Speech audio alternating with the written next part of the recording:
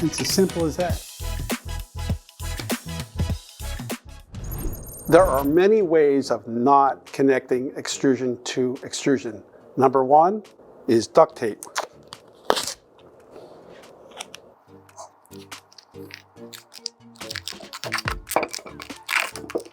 And believe it, we've seen it. It just doesn't work. Wrong way number two is to use bubble gum.